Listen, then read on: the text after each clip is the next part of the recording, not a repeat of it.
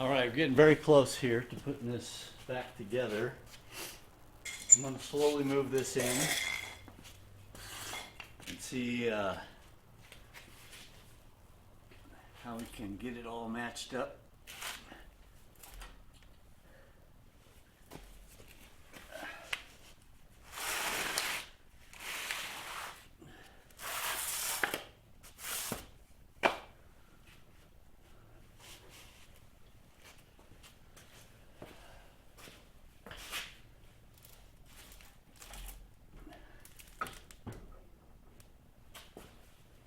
Just have to be careful here not to knock the tractor itself off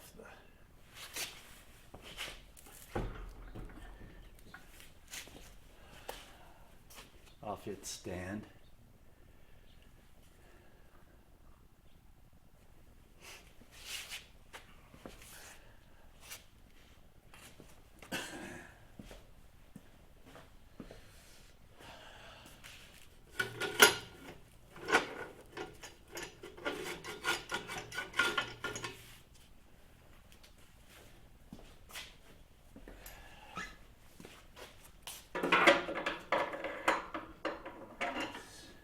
Just in case we have to turn the engine over some.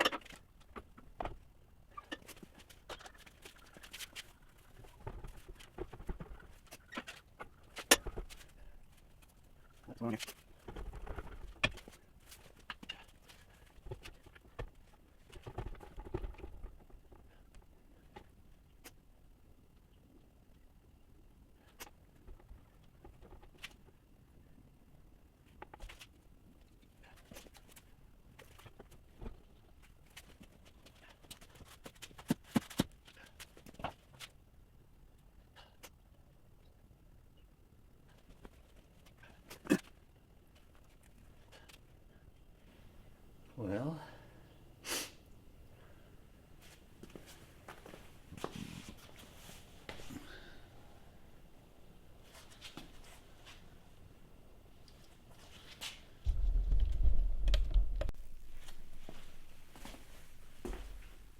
all right, well, I came out here today. As you recall, last time I was jiggling this, the motor, trying to get it to slide in, and I was just having all kinds of trouble with that. So I slept on it and came back out thinking, well, maybe the pilot bushing was the wrong size and the shaft wouldn't fit in. I could tell the shaft was into the clutch disc okay, because I could see that from underneath. But then I looked at some videos, and there's really nothing in there for it to hang up on. And so if you're through the clutch disc, then you should be able to get into the pilot bushing. So I just kept at it, and I think what I found out was everything has to be on the same plane horizontally for it to slide in there. And I think I had it bound up because the engine was too high, or the... All right, so I'm underneath the tractor, and got the engine oil in, got the valve cover on. I See, I've connected the oil pressure lines, and what I'm trying to do now, I did a little test where I put the tractor in neutral and rolled it, and it rolled fine. Then I put the tractor in first gear, but then I pushed in the clutch and it wouldn't roll because it was still in gear, and that's the problem I started with. And so I've already installed the clutch assembly to the specifications of 1 and 13/16 inches is the fingers on the clutch plate, the pressure plate, and the distance between those fingers and the clutch disc. So those are already set inside.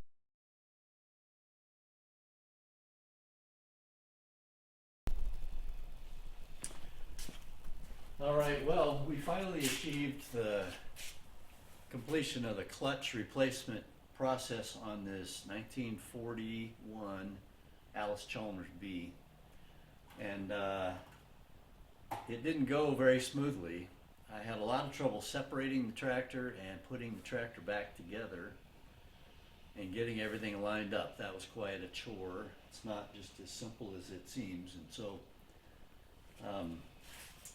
I tried to do it with the front wheels on, and I think that might have been part of the problem, because you therefore can't adjust the height of the front of this motor.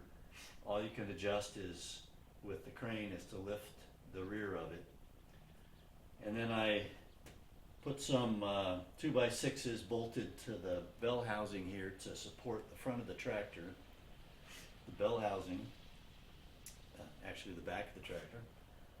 And that seemed to be too high, and so I ended up having to jack it up, take those off, and then have the ability to adjust the bell housing up and down while I also move the engine up and down, at least the back of it. Anyway, once you get the spline shaft lined up with the clutch plate, it goes together pretty easily. But man, we had a real hard time getting it apart and getting it back together the second time. So a couple things I learned here. Remember, after putting this tractor back together, I couldn't get it into gear because it was just grinding all the time, and it never seemed, the spline never seemed to slow down. The spline shaft in here never seemed to slow down enough to get it into gear. And so I thought, well, that's maybe just a new disc, is fresh and it needs to be worn down a little bit and it's a little grabby. But I did some reading, and one of the potential problems is if you replace the pilot bushing, which is on the flywheel, and it supports the end of the spline shaft. The shaft, is about this long, and so it has a lot of play in it, and it's important to support it on the other end, or else it's sort of be flying around out of balance. So what I found when I took the tractor apart and took everything apart is that bushing was really tight on the end of the spline shaft. So it didn't really act as a bearing, it acted as a clamp. And because of that, the spline shaft could never stop spinning because it was stuck, if you will, on the flywheel as a result of too tight of a pilot bushing. So that, I think, was the problem. There were several other minor problems, like the surfaces in the pressure plate. I reused my old pressure plate, and there was a lot of corrosion and cracks and other things on the surfaces, both not the flywheel, but on the surface of the pressure plate. So I cleaned up both the flywheel side and the pressure plate side with some steel wool and some very fine emery cloth or sandpaper, and that seemed, I think that helped some. I also checked the disc and the surfaces of the of the pressure plate to make sure they weren't warped. I did the same thing for the flywheel. All those looked like they were in great shape, and so I discounted those as issues. So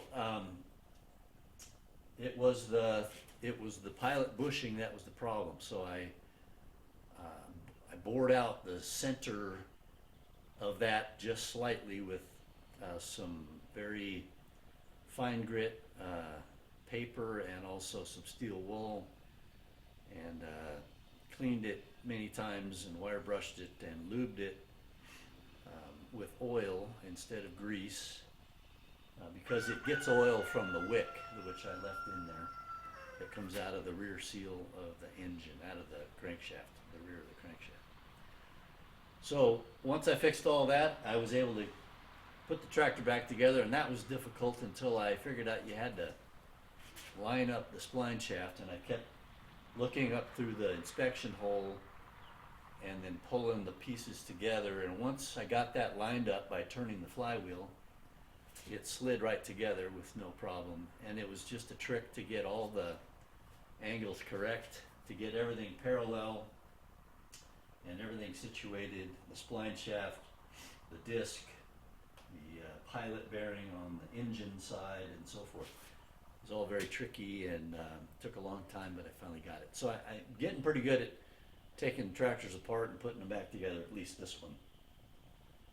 So then once I got it back together, I did a test where I put it in gear, and then I manually pulled pushed the clutch pedal and locked it in place so that it's extended, and then wanted to see if I could roll the tractor, and I could. So I knew that the pilot bearing was no longer binding on the shaft, and I also knew that the throw-out bearing was depressing the pressure plate fingers appropriately so that it would release the disc. So then I read something in my manual. Well, I adjusted, while I had this apart, I did a test on the press, and you only have to depress the fingers about 1/4 inch for them to release the disc. And I always thought I wasn't depressing, the clutch didn't have enough travel, and that just wasn't true. The clutch has almost 1 inch of travel once it hits the throw-out bearing, and so it only has to go 1/4 inch in order to release the clutch disc. So that was kind of interesting. And then when I put everything back together, I did my test, as I mentioned, and then I got the tractor started, got on it, and I couldn't put it in gear again. And the reason was because I found something in my manual that said you need to maintain 1/4 inch gap between the throw-up bearing and the top of the fingers on the pressure plate. And so I took the clutch pedal mechanism apart, and I screwed in the clutch rod into the threads of the pivot pin, and kept measuring. I never could achieve the 1/4 inch. So I stopped there, and I thought, well, it's at least 1/8 inch, so that'll just have to be okay. Put it all back together, and then I couldn't move the tractor in my in gear with the clutch depress test, and I also couldn't get it into gear with it running. So I went back and unscrewed that rod to make it longer instead of shorter, and it only has 2 or 3 threads engaged right now. Put it back together, and everything works great. So I don't know what the 1/4 inch is about. I couldn't achieve that. I also did look through the inspection hole with the engine running to make sure the throw-out bearing wasn't spinning, and it wasn't, so I had plenty of clearance there. The interesting thing, though, is it still takes 30-40 seconds for the shaft to slow down enough to put the thing in gear without it just grinding terribly. So that's still sort of an issue. I haven't really determined how to fix that. I did some reading online and some blogs, seem to say that the spline shaft needs some drag in order to slow down, and that if you have too thin of oil in your transmission, that you need to put thicker oil, like gear oil, in there so that it puts a drag on the spline shaft. Now that sounds like that sounds crazy to me, and so I can't imagine that that is an issue. But one of the other things I read was that if you engage your PTO, that puts a drag on the spline shaft, and when you push in the clutch, it does slow down. If the PTO is engaged, it does slow down enough to put it in gear without grinding pretty fast. So there is something to that, but I don't think changing the oil is the answer. I think just putting the PTO in gear, which you have to depress the clutch to do, and then wait a few seconds, put it in gear, and then you can shut off the PTO at that point, and then you're in business. So that's what I learned through this whole thing. It's kind of wacky, but I think I've achieved the clutch replacement. And again, it took me 2 whacks at it, which I didn't enjoy very much at all. And my shop's a mess. I've got grease and crud everywhere. It's going to take me a little while to clean up after this. The other thing that happened while we were doing that is I was using the radiator cap to sort of spin the engine a little bit, back and forth when it was hanging from the crane, because it's on a pivot down here, so it just was pivoting back and forth. And I think because of that, I've either cracked or loosened up this old hose, either that or cracked the actual tank weld that's in here. So now I'm leaking coolant out of the top, right from underneath this hose. So I've created a new problem now that I'm going to have to go deal with on this tractor. So I guess when you buy a 70-year-old tractor, things never really change. Maybe it's an 80-year-old, 85-year-old tractor, and there's always something going wrong. So that's why we own these things, I think, because we enjoy working on them, don't we? Anyway, that's it.